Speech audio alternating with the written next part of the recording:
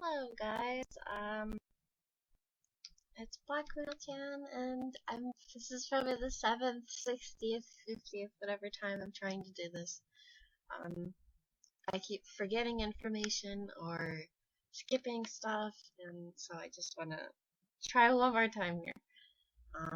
So I'm going to show you how I model, and this I think is probably the easiest way. I know there's tons of different ways, whatever. So first of all, what I do is I just clean up this area a little bit.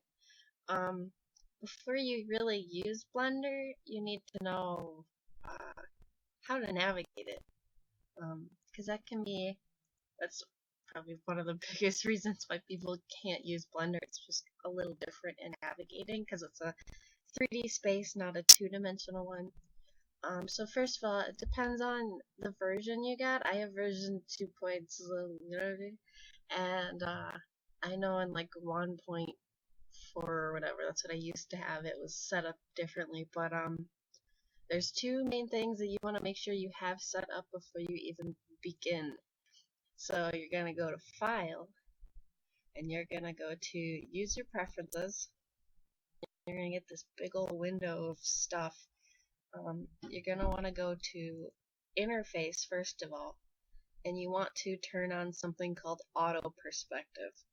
Now, why this is important is because, okay, so if I turn it off, that's how 2.0 started when I first opened this. That's what it gave me. So if I want to look at something from the right perspective, it's not going two-dimensional, it's orthographic, not, I want it to be orthographic. See, it says perspective here. It's hard to say why that's important, really, but just, it will help you when you're starting out to have orthographic, because then it feels more comfortable, like you're working with a two-dimensional space, I suppose, instead of three-dimensional. Now see, when I go into right, you get this nice little grid here. It says right ortho up in the corner, and then when you go out of it, it goes back to perspective. It's a little hard to see with a cube. Let me just open up something here for you really quick, actually. Alright, so here's the meerkat. He's in a running position. Here's the meerkat in ortho. See, we got the nice grid here. And here's what it looks like side view from perspective. It's a little bit harder to manipulate. I don't have the nice grid, and it's not easy to get a perfectly left and right area. Anyway, yes. Okay, so, whoops, frickin', sorry. Dragging these windows and trying to close them is also another really hard thing. If you pull up on this little tab, you make more windows. If you want to get rid of them, just push down on the tab till it goes dark underneath, and then you'll cover it up. Oh god, this video's gonna be so long. Okay, second option that you need to make sure that you have fixed, input. If you have, I just use this all the time. I'm using a mouse right now, and I even have this. But if you don't have a mouse, you're using a touchpad, you want this checked. And what this does is, well, it says right there. So you use the Alt+Left mouse instead of just the left, like the scroll wheel. So like, if I take this off, save, I can rotate and zoom in and stuff with the scroll wheel, whatever, with my mouse. Whereas, if I emulate the third mouse button, I mean, I can do the same, but here, let me just move to my touchpad here. Okay, so control, sorry. With a touchpad, Alt and the left click helps you rotate around here. Shift and Alt is like a sort of move, I guess. So just remember Alt and Shift and Alt, and that's pretty much your way to get around everything here. So I'm just alternating between Alt and Shift and Alt. So Shift and Alt, Alt. And that's just with regular clicks. And then with the mouse, you can do the same thing with the regular left click, or you can just use the mouse wheel and dragging that. And I think to get, and then Shift and the mouse wheel will do this for you.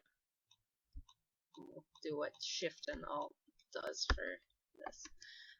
So those are some ways to look around here. Another way, and this is very important, you're probably going to be using this a lot. Hold on, I'm going to press T so I get rid of that there.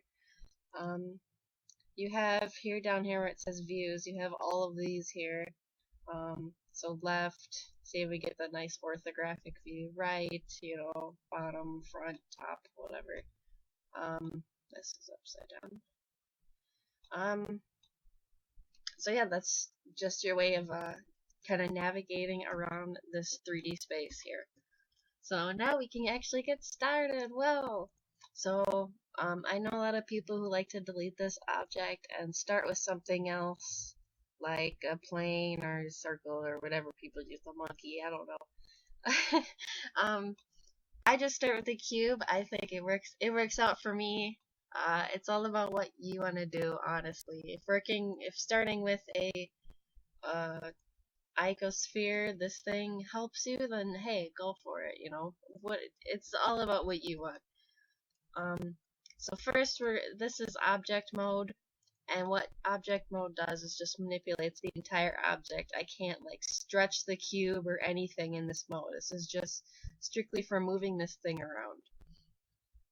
And then edit mode is when you can actually edit these little vertices here. And tab will shift between them, and what we're mostly going to be doing is in edit mode. But for right now, go into either one, I guess edit mode, and I'm going to teach you how to manipulate this cube here. So to select stuff, you'll notice that if you try to just, right click like you would with buttons, or left click like you would with buttons, you're going to get this annoying little red thing that isn't doing anything, nothing's happening. So I just gotta put that off to the side. What you want to do is right click, which is very weird, but that's just how it works. Right click will select the little vectors that help you manipulate this cube. And then down here you also have the option of clicking lines, whole lines to manipulate, and then also faces, so that you can edit entire faces too if that's what you want to do. But for the most part, I don't really touch the other two unless I'm really doing something where I want to, but for the most part, I'm just touching the little dots. That's all I need right now. So to edit them, remove them around, the first one is grab, so it starts with a G, grab. You press G, and now you can move this thing around. Now it's a house. Oh, it's a house from this angle, we can pretend. G, and then you do the regular left click to confirm. If you press the right click again, it denies, the change. So confirm and deny. So then I go back here. The next thing you can do, and yeah, thanks. The next thing you can do is, sorry, I did this. You can select more than one by holding Shift and clicking, and just keep holding Shift and you'll select them all. Or you can press C and you get this little circle, and you can use your scroll wheel to scale it in and out, whatever. Select the whole box or whatever you want to do. And then I think that's it. I know there's one more. There's one more, like, something. I don't remember what it is because I never use it. But it's like this little, like, click and drag box. Sorry, I'm touching everything trying to figure out what it was. I don't remember, but I know there's like a click and drag box, so you can just drag a big box over whatever you want to use. Anyway, I click the single ones and just select what I want to use. So then once you have it selected, you can let go with shift and then, you've got it selected. And the next manipulation, besides our grab here, is size, and that starts with an S, so it's scale. You just move in and out, make it bigger, make it smaller, whatever. That's that one. And then the last one, not the last one, another one is rotate. You just press R, and bam, you're rotating stuff here. And rotate's a little different because it has two modes. If you click R again while you're in rotate, you get more of like a free rotate instead of just the axis kind of rotate where it's sort of solid. You get this.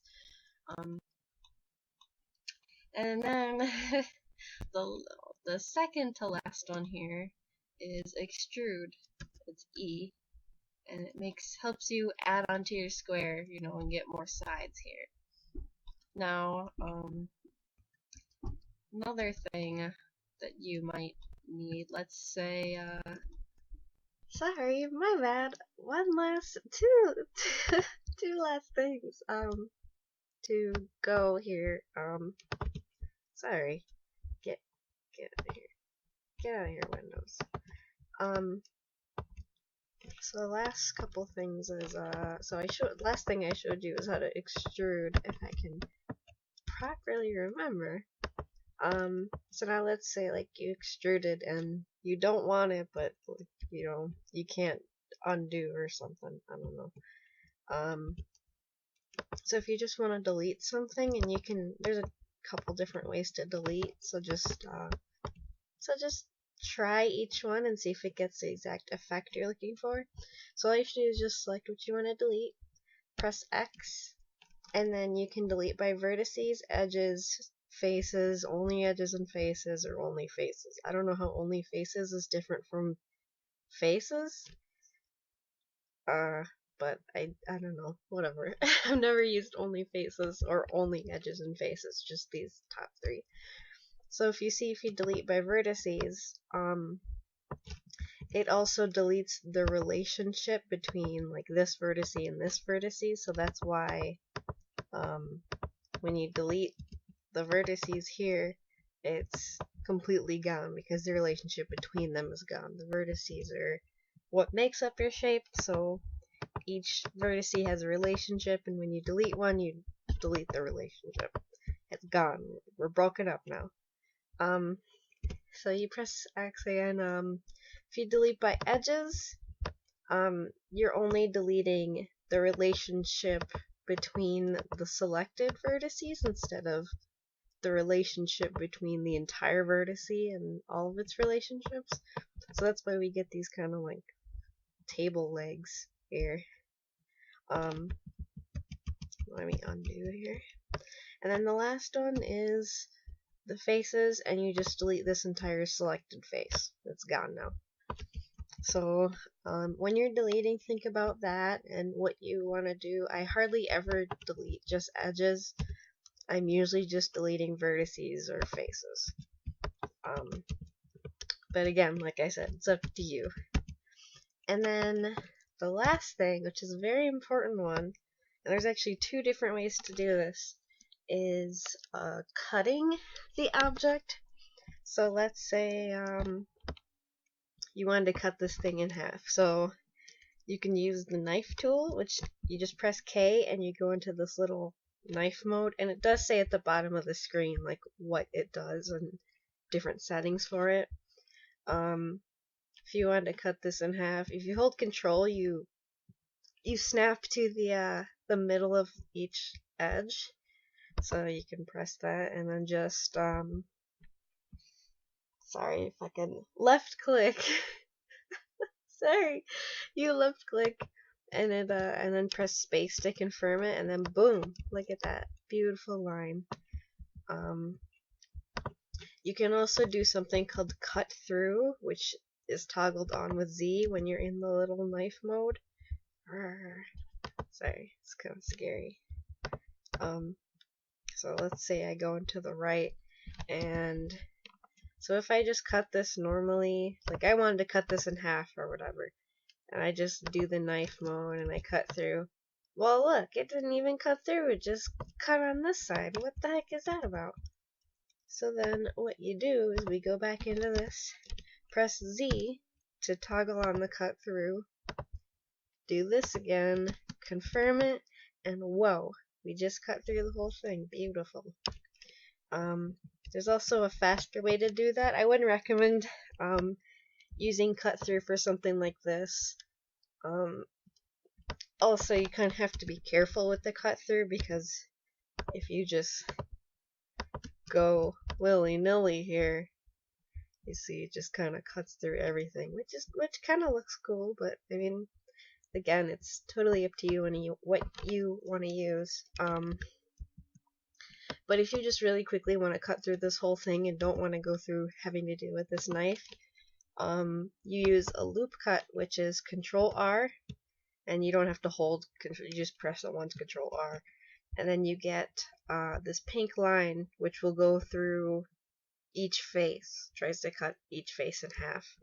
And then you just left click once, and then you can move this around. If you just want it to be in the center, just you can just deny that, or just click really fast. So like, whoops, boom, boom. There you go. And there it is, cut in half, just like you needed it to be.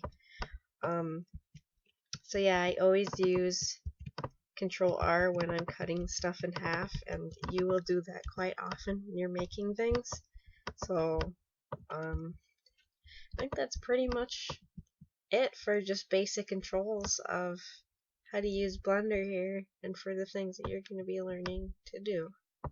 So on to the next video.